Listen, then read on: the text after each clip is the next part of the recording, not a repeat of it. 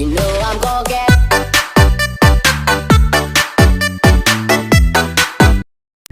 Assalamualaikum warahmatullahi wabarakatuh. Di sini saya dari kelompok 2 dengan anggota saya Giri Sindu Pramana, dan ada teman saya juga satu lagi yaitu Muhammad Ezi Fahlevi Senjaya. Di sini kita akan menjelaskan materi tentang inovasi literasi di SMA. Seperti yang kita ketahui, permasalahan terbesar yang ada di Indonesia adalah permasalahan literasi. Oleh karena itu, di dalam mata kuliah inovasi pendidikan, tentu kita harus mempunyai inovasi untuk meningkatkan literasi di Indonesia. Yang pertama yaitu lorong literasi. Di dalam lorong literasi ini, siswa dituntut untuk aktif dalam mengikuti inovasi literasi ini. Jadi, sistem pelaksananya yaitu di depan kelas di bagian plafon digantungkan gelas-gelas plastik berwarna. Siswa mengumpulkannya dan mengecat gelas bekas tersebut dengan berbagai warna. Di bagian bawah dan atas gelas terdapat kata-kata yang sifatnya mendidik. Jadi ketika kita berjalan di depan kelas maka terasa nyaman, dan kita juga bisa sambil membaca-baca. Dengan bacaan-bacaan kecil tersebut tentu mampu meningkatkan minat baca kita secara perlahan. Yang kedua, ada kantin literasi.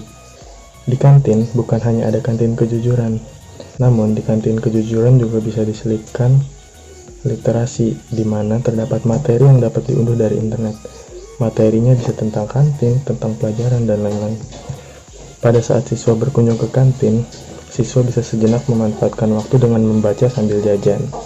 Yang ketiga, ada sudut baca. Membuat sudut baca di dalam kelas merupakan salah satu cara meningkatkan minat baca siswa. Proses pembuatannya tentu harus melibatkan siswa mulai dari awal sampai tahap akhir. Perlu diketahui, yang menjadi objek utama dalam pembuatan sudut baca ini adalah siswa, di mana siswa diharapkan mendesain sudut baca sebaik mungkin agar pembaca bisa betah dalam membaca. Yang disisipkan dalam sudut baca ini yaitu seperti bacaan-bacaan kecil, motivasi, maupun buku-buku cerita ataupun buku-buku pelajaran yang diletakkan di sudut-sudut kelas. Sudut baca ini tentu saja mampu menambah wawasan dan pengetahuan siswa yang rajin membaca, dan mungkin bisa meningkatkan minat baca siswa juga karena ini sangat menarik. Materi selanjutnya akan dilanjutkan oleh Muhammad Ezi Fahlevi Senjaya. Terima kasih.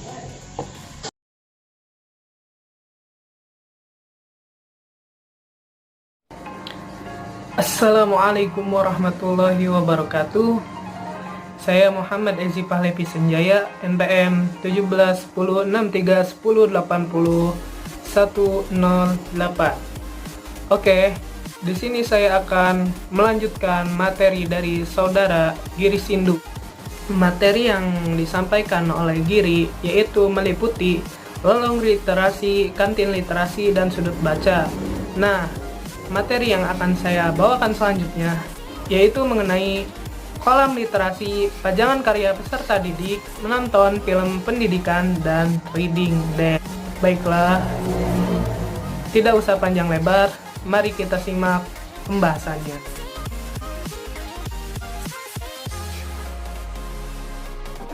Oke, materi yang selanjutnya yaitu kolam literasi. Kolam literasi merupakan upaya dalam lingkungan kelas yang afektif sebagai model komunikasi yang interaktif terhadap siswa. Di kolam ini dihadirkan sebagai media literasi untuk mengetahui materi pembelajaran yang relevan. Sebagai contoh, yang pertama, media proses terjadinya hujan. Yang kedua, bagaimana ikan yang ada dalam kolam bisa hidup. Nah, pertama, media terjadinya hujan yaitu dalam penerapannya di ruangan itu digantungkan gambar awan, tanda panah, matahari, air hujan, dan istilah yang digunakan dalam proses terjadinya hujan.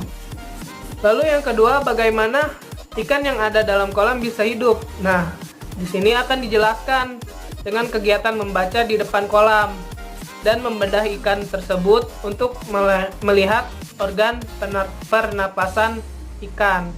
Contohnya seperti ini. Kolam ikan ini juga dipadukan dengan sudut baca yang tempatnya melantai. Keduanya menyatu dengan penampakan situasi yang kondusif dan bersahabat.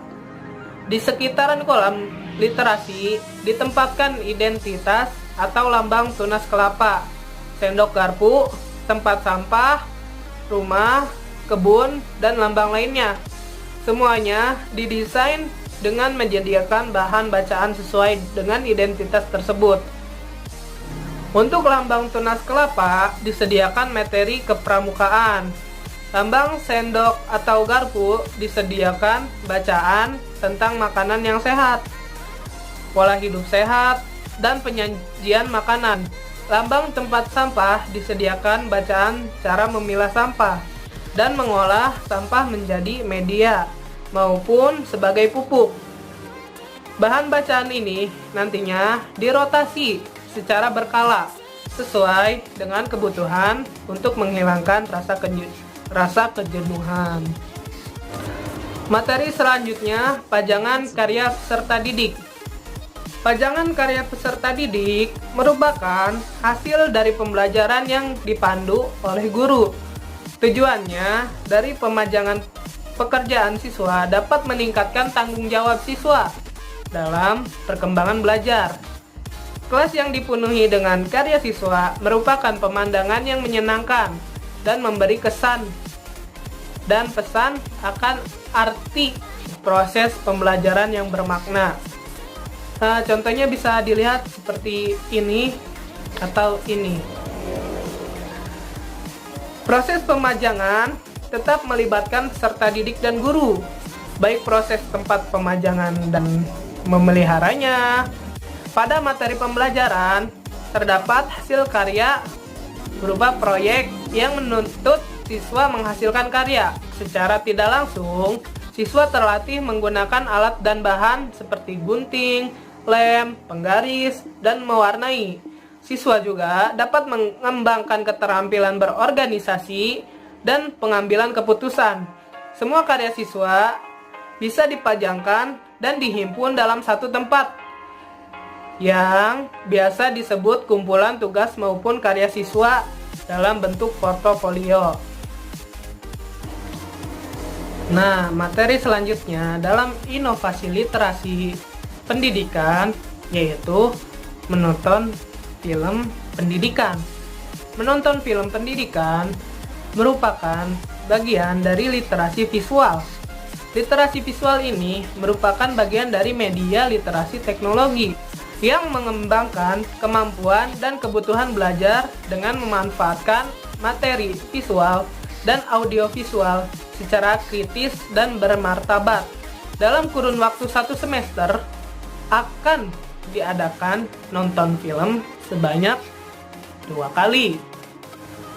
Tentu harapannya bagi para pendidik adalah memotivasi anak untuk lebih giat belajar, membaca, dan tidak mudah putus asa akan kehidupan yang mereka jalani. Melalui film pendidikan, banyak hikmah hidup yang bisa dijadikan panutan dan memotivasi hidup. Film pendidikan yang ditayangkan tentunya memiliki karakteristik yang tidak dimiliki film lainnya. Film pendidikan tentunya mudah dipahami alur ceritanya, sederhana namun penuh makna. Membentuk karakter peserta didik atau masyarakat mempunyai tujuan yang jelas dan mengembangkan sikap mental. Pengalaman dari menonton film pendidikan dapat memberikan efektivitas peserta didik dalam mengolah imajinasinya. Untuk membedakan tayangan yang sifatnya dapat merusak mental, setelah siswa menonton film, bersama dengan guru mendiskusikan atau mengadakan bedah film. Ini dilakukan pada kegiatan Reading Day pada jam kedua dari jam pembelajaran dalam 1 hari. Siswa diberikan kesempatan untuk menyampaikan pendapatnya atau memaparkan apa yang sudah ditonton dari film tersebut. Nah, materi yang terakhir adalah Reading Day.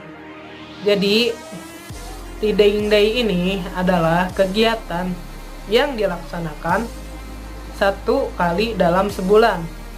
Pada hari itu dilaksanakan berbagai kegiatan. Di antaranya yang pertama yaitu membaca, baik guru maupun siswa. Yang kedua, menonton film pendidikan, seperti yang tadi dijelaskan dari materi sebelumnya. Yang ketiga, mempresentasikan menu makanan yang dibawa ke sekolah. Keempat, membuat puisi berdasarkan benda ataupun lingkungan yang sudah ditentukan. Yang kelima, membaca cepat, dan yang keenam adalah mengarang. Kesemuanya itu didesain dengan penuh keceriaan dan peserta didik seakan berpesta ceria pada hari itu. Oke, mungkin cukup sekian presentasi dari kami. Kurang dan lebihnya mohon maaf. Billahi taufik wal hidayah. Wassalamualaikum warahmatullahi wabarakatuh. Dan